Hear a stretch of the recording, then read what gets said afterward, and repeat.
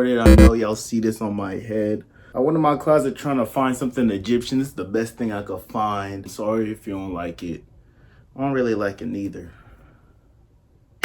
Anyways, but anything to support the country of Egypt or the Egypt national football team right now. Because after yesterday, listen, my last vid, I planted that chip inside of your brain to make you at least think, maybe, just maybe, you know, FIFA is trying to rig this year's World Cup. Within the last few days, the headlines, bro, FIFA, your time has come.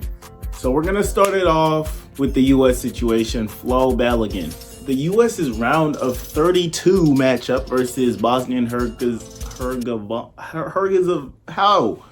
Bosnia and I think I'm supposed to be nice to say the other half. I just can't. I'm gonna just say B. The U.S.'s game versus B had a red card in it. Flo Balogun ended up stepping on somebody's foot. Now, yes, he was just running, and then he ended up landing on someone's foot. But my opinion, I think this is a red card. It's like your brain doesn't work. You idiot. You're honestly an idiot. I don't know what's wrong with you. Now, the referee did not say it was a red card. He didn't even call it a foul, I don't think. I might be wrong. No, I think he called it a foul. But he didn't call it a red card. VAR was like, hey, ref, come look at this. It was a controversial call in soccer that could be deemed as a red card if it was dangerous. But then after the U.S. President Donald Trump calls FIFA Infantino himself, he says, is there any way we can get this appealed? They ended up suspending the suspension. I didn't know you could suspend a suspension, but it really means like the call got reversed. Because I think they said that he's on like 1 year probation. Understand, when you get a red card in soccer, that means you're suspended, that means you're kicked out, you're ejected for the game, and you're also suspended for the next match. But they say he's on 1 year probation, meaning that if he were to commit another offense within the next year, then like the suspension's gonna go through. But I just told you, if you get a red card, you're kicked out the game and suspended for the next game. So you're telling me he's now on 1 year probation, where if he gets a red card, he'll be suspended for a game? What are we talking about? Anyways, but my personal opinion, I think it was a red card. Now, yes, I am a United States men's national team hater, I will admit. In my opinion, when you land on, I don't want to show y'all my feet, but it's like when you land on the top half of this ball bone, see, I ain't no scientist, so don't get mad at me for not saying the bones and the body parts right. You got your ankle. When your shin goes on the top part of this bone, I'm calling a red card every time. Because to my people who play soccer, or like if you were to see the video in slow motion, you can see how scary and how detrimental that could have been to that player. You could get a career-ending injury with something like that. I think it's very similar to targeting. Yes, I understand the man wasn't trying to step on the dude's foot on purpose. And I know sometimes in college football, you're not trying to hit someone with your head, but the rule is the rule. When you hit someone in the head with your helmet, you're gone, bro. It's targeting. Purpose or not, it don't matter. But you know what? It don't matter what Malachi thinks. My opinion about this situation should have no power, nor should Donald Trump's, a man who clearly doesn't even know ball. And I say this because, understand, FIFA has employed and appointed not one, not two, not three, but 4 officials. You have the head official, yes, but you got the people who ruining fans' days, call it offside, and then you have to do with the substitutions. You got 4 people on the field to make the decisions. And these referees in the World Cup are supposed to be the best in the world. Though I seen they got Anthony Taylor there, and I don't know how he made it. But since 2018, FIFA has now added 3 extra officials who are sitting in the booth and watching the game from every angle. These 3 officials are called VAR, and they basically just review all the referee's decisions to make sure he made the right call. Now, a lot of people, including me, aren't a fan of VAR. One reason is it obviously slows the game down. Like, I hate seeing an amazing back and forth game, and then we have to slow things down. We already got the hydration breaks, but now we got VAR. Like, I'm just trying to see some football. I'm tired of all this dead play. Now I gotta wait 5 minutes for y'all to review something. Another thing is that it adds uncertainty to the game. When my team scores a goal, I'm obviously gonna celebrate, But then after I'm done celebrating, I gotta like stay glued to the TV like this, looking at the replay to see if he was onside or not, or to see if there was a foul or not. The thing with VAR is that like a goal being scored doesn't mean anything yet. You gotta wait like 2-3 more minutes, make sure it gets confirmed, make sure nothing else happened. And that ultimately just ruins the human element of the game. Like before 2016, FIFA relied on the 4-man officiating team to make the correct calls. Though there are some circumstances where the refs made the wrong decisions, like the hand of God when Argentina and England played in 1970, or previous World Cup in 1966, England won against Germany in the final, but the goal scored by England was very debatable on whether or not it went in, and we didn't have this goal line technology to review it, but to this day, no one really knows if it went in. It's really like the immaculate reception just for the World Cup, I guess. But for the most part, these professional referees who have trained and studied for this job have done a pretty fair job at officiating these games. It's like the US justice system pretty much, and you can take that how you want. But VAR is supposed to add an extra layer of, I guess, confidence or security or trust in the officials. You know, when you see something you wonder, ooh, is that offside? It's just this close. VAR draws a line and lets you know whether or not the player is offside. My point here is that with FIFA appointing 4 on-field referees and now 3 assistant referees who have access to every single angle in the stadium, why are we allowing anyone, especially people who don't have any expertise or rank in the footballing world, to have the power to overturn any decision? And it's like, I see through them, because like, look at the NBA. I remember 2020, I'm a Portland Trail Blazers fan, I know, okay. 2020, Dame was playing the Jazz. He goes up for like a game-tying layup.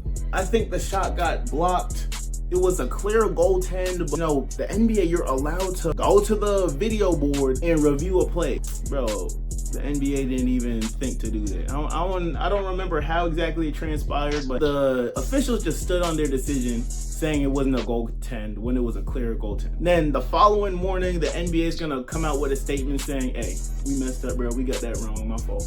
It was a goaltend. But nothing happened. The Blazers still lost that game. They didn't come out and say, we're gonna play an extra 5-minute period to decide who wins, or we're gonna do a coin toss, something like that. They're like, hey, we just messed up, my fault, but we ain't gonna do nothing about it though. And with 7 professionals that you've trusted to officiate this game, if they make a decision, you should not be able to appeal. And the way I look at it is either you're okay with federations having the right to appeal a call after the final whistle, but if you are, you should also be like me and try to support getting rid of VAR. Cause like VAR was completely useless in this situation. You gotta look at it like this. We now have a 3-layer system, and the head official and the other on-field officials are at the very bottom of the pyramid. Now you have VAR being introduced, so like the human element is eliminated. Did y'all see what they did to make Ronaldo stay in the World Cup? Croatia, Portugal. I think Portugal got a last-second goal to bring it to extra time, but then like they found like someone was offside because the ball got crossed to someone who was in an onside position, but the ball touched one of his teammates' hair ever so slightly. So technically that means the dude who touched it passed the ball to the guy who ended up receiving it, and he was offside when the ball touched the other dude's hair. But bro, they had to bring out the cricket wave tracker or whatever you call it. I don't even know what this piece of technology is, and I've never seen it a day in my life watching soccer. Why is this even a thing? But yeah, and then now on the top of the pyramid, we have, I guess, the presidents of the federations and the presidents of the nations of federations represent, who are able to just call in and be like, hey, I don't think it was a red card. If I cash app you 100K, could you reverse it for me? And if we have the power to do that, someone on England just got sent off. So, Prince Harry, get us right. Thank you.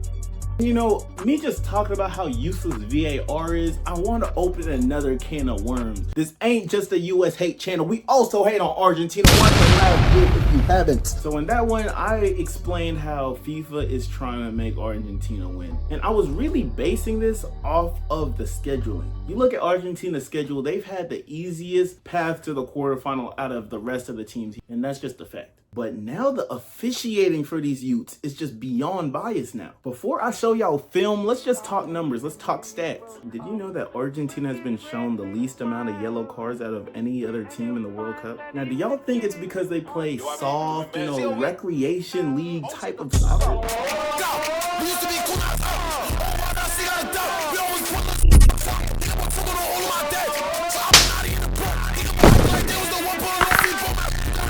No.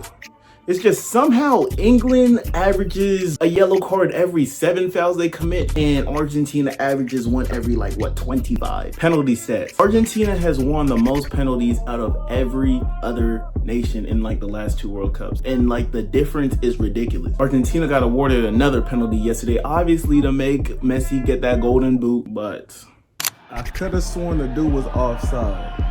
It's okay. Messi not like that. Not like that. What did I say? What did I say? What did I say? Lionel Messi is not like that anymore. Bro, it's like every time I hate watching Messi, a smile always gets put on my face, but it couldn't stay there. Let's give a shout out to, hold up, what's his name? Shout out to this winger on Egypt. I'm sorry if I say your name wrong. Hassan. Don't get it confused for Egypt's manager, who I think has a similar name, but he got subbed off after the hydration break after an amazing game. He played elite defense and he was too shifty for Argentina. Bro, look at this run. Absolutely amazing. And then the pass from Salah. I mean, that's just routine for him. But this goal ended up getting called back after Messi, VAR said there was a foul in the build-up. And you know what's interesting? Because sure, you can say that was a foul. He stepped on his foot. That's a foul. But missed calls like this happen all the time. And my thing, bro, when you lose the ball, just get back on defense. That's the rule. Argentina fans, admit it, bro. Y'all let up a terrible goal. You let Hassan dribble past 3 defenders from one side of the field to the other. Y'all let up that goal. And it's funny because match day 2 versus Austria, there was a foul right before Argentina scored, but of course VAR didn't overturn it. And then fast forward, because Egypt ended up selling at the end. They let up 3 goals in the last 15 minutes of the game, but the last one, there was also 2 possible fouls and they didn't even get reviewed. It's like the corruption isn't even being hidden anymore. After I come out with my vid, FIFA's like, alright bro, y'all got this, but the cash is still nice, so we ain't gonna stop. And that's the annoying thing about it too. Literally nobody is doing anything about it. For instance, my pick to go to the finals, but that won't be easy since they have to play Morocco, and it looks like Spain or Belgium right after in the semis. But now, them even getting to the semifinals has gotten 10 times harder, because FIFA just announced the officiating squad for the France versus Morocco game. Guess where the head official's from?